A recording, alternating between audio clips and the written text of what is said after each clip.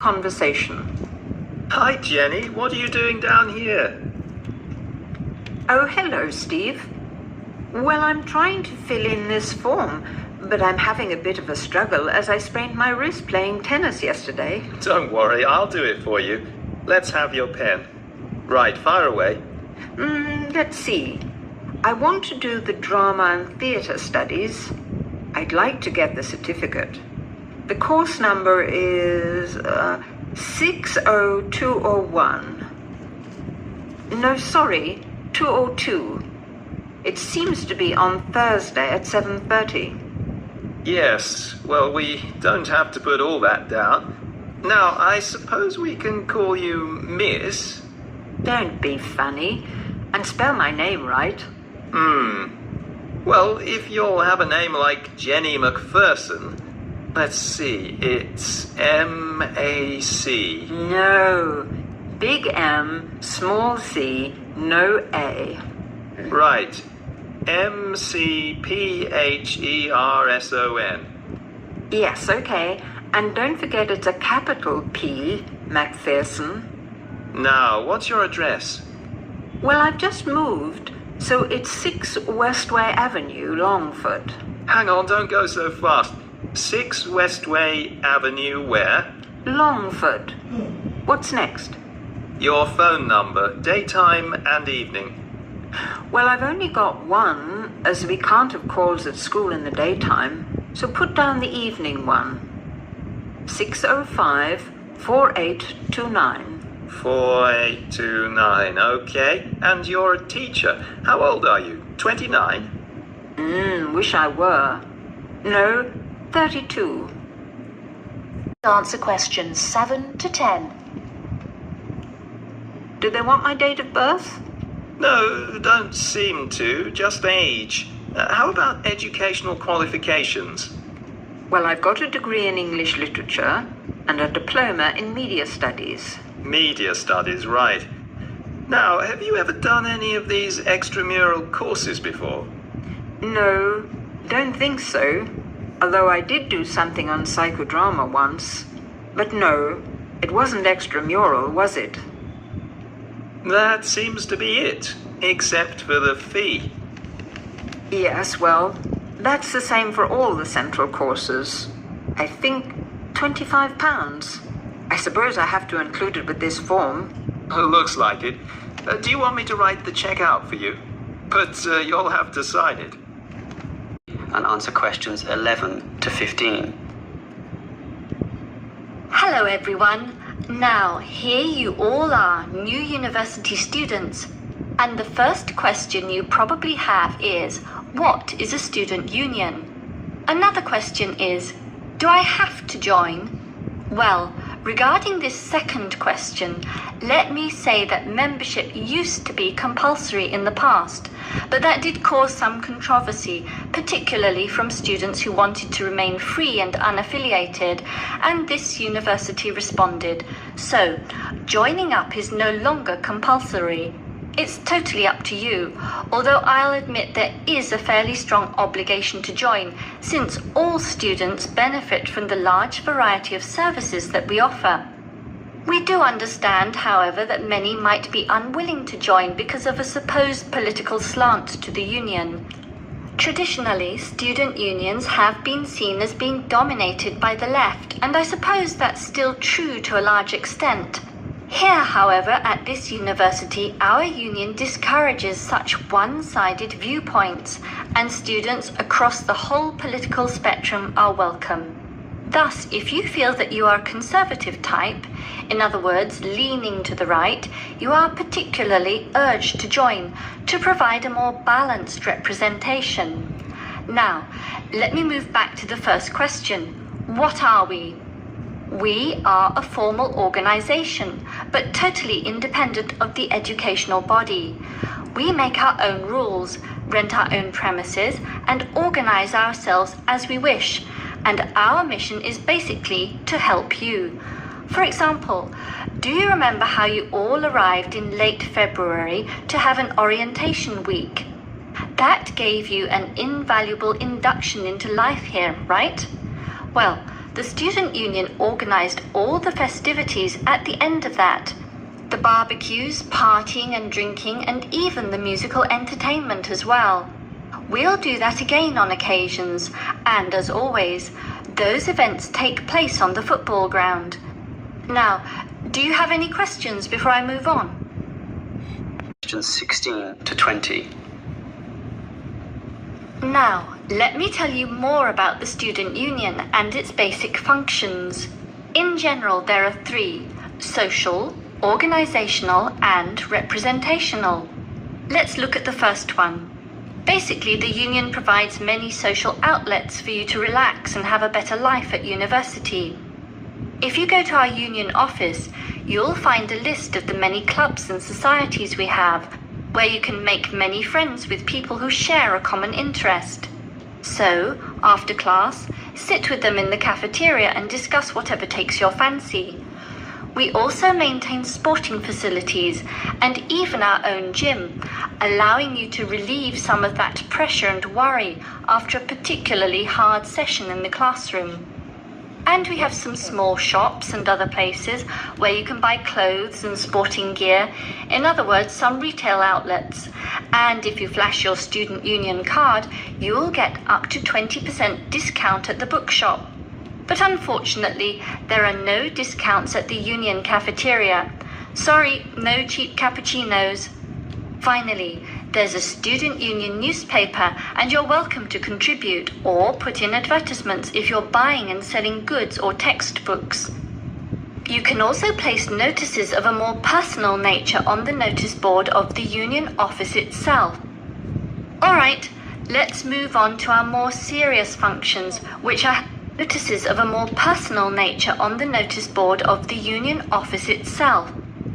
All right, let's move on to functions which are helping you get through life here, as well as representing you in times of trouble. Regarding the second issue, if you have a problem or a grievance, or if you feel under pressure or depressed for reasons both inside and outside the university, for example, perhaps a dispute with your landlord or the people in your local gym, then come to us. We have a range of counselors and helpers, and even some lawyers, who you can meet in the conference room. So just sip a cup of tea or coffee with them and tell them your troubles, and they'll be all ears. Basically, there's every reason to join the student union, since whatever you need, whether it be social or representational, we will help you. Answer the questions. Josie, come in. How are you? I'm good. Can I get you a coffee or anything? No, that's okay. I can't stay long, but you said you wanted to talk to me about that course I'm doing this semester. Music 103? That's right. Actually, I was a bit confused because I thought you were majoring in maths. That's right, I am. I'm doing 4 maths modules this year, but it's an optional course. You just choose it if you're interested. And you can do it whatever department you're in. Why? Are you thinking about doing it? Well, I'm not sure. What are the requirements? What?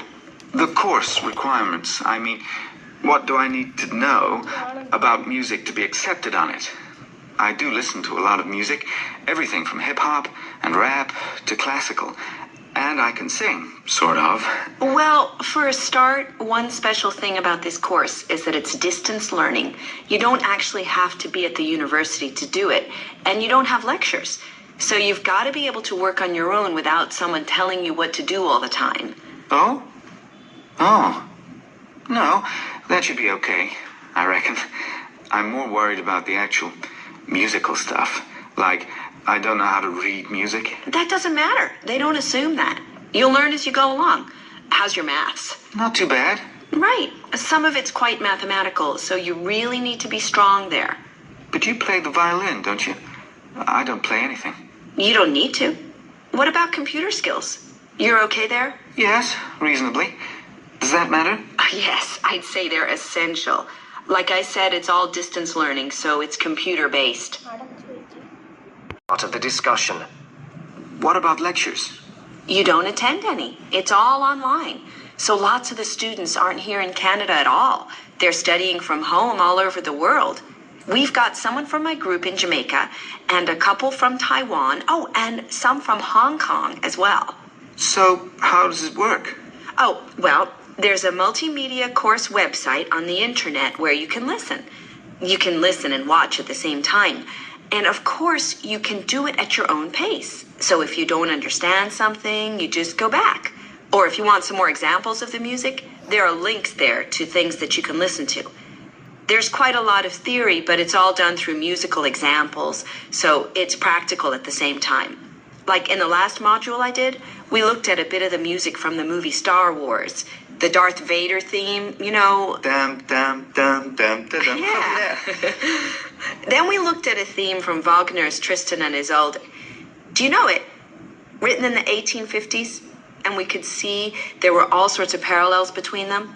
And that's a feature of the course. We often look at modern Hollywood themes to illustrate concepts in classical music. It sounds really interesting. Do you have a course book? No, we don't use one. We're given a software program called Notability Lite.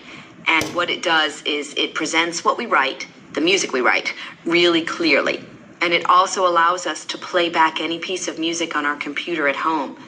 But that's not all. We can write our own music. Quite complex stuff for various instruments, and the program plays it back to us. Plays the actual music? Yes, so it means that your computer is actually your own musical instrument. And we can even submit our finished pieces to our tutor by email. So you do need your own computer, obviously. Yes, with at least 64 megabytes of RAM. That's okay. I've got 128. Oh, and a CD-ROM and a sound card, of course. No problem. So, how long is the course? It's 6 months. There are 2 a year, so you could actually enroll for the next one if you wanted. It starts in January. I started last September and I finish in February. And how many credits is it? 3. In order to pass, you've got to do 6 assignments. I'm just doing my 4th one now, and take a final examination. Oh, anyway, why don't you call around sometime and I'll show you the sort of things we do. You can even listen to some of my music. That would be great. Well, I don't have time. Carefully and answer questions 31 to 40. John F. Kennedy and Abraham Lincoln lived in different times and had very different family and educational backgrounds. Kennedy lived in the 20th century, while Lincoln lived in the 19th century. Kennedy was born in 1917, whereas Lincoln was born more than 100 years earlier in 1809.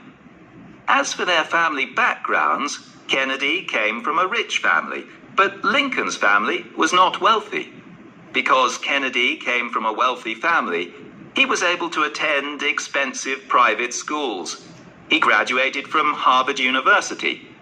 Lincoln, on the other hand, had only 1 year of formal schooling. In spite of his lack of normal schooling, he became a well-known lawyer. He taught himself law by reading law books. Lincoln was, in other words, a self-educated man. In spite of these differences in Kennedy and Lincoln's backgrounds, some interesting similarities between the two men are evident. In fact, many books have been written about the strange coincidences in the lives of these two men. For example, take their political careers. Lincoln began his political career as a U.S. congressman. Similarly, Kennedy also began his political career as a congressman. Lincoln was elected to the U.S. House of Representatives in 1847. Kennedy was elected to the House in 1947. They went to the Congress just 100 years apart. Another interesting coincidence is that each man was elected President of the United States in a year ending with the number 60. Lincoln was elected President in 1860, and Kennedy was elected in 1960. Furthermore, both men were president during years of civil unrest in the country. Lincoln was president during the American Civil War. During Kennedy's term of office, civil unrest took the form of civil rights demonstrations. Another striking similarity between the two men was that, as you probably know, neither lived to complete his term in office. Lincoln and Kennedy were both assassinated, while in office. Kennedy was assassinated in Dallas, Texas, after only 1,000 days in office. Lincoln was assassinated in 1865, a few days after the end of the American Civil War. It's rather curious to note that both presidents were shot while they were sitting next to their wives. Examples of the uncanny and unusual similarities between the destinies of these two American men, who had a tremendous impact on the social and political life of the United States and the imagination of the American people.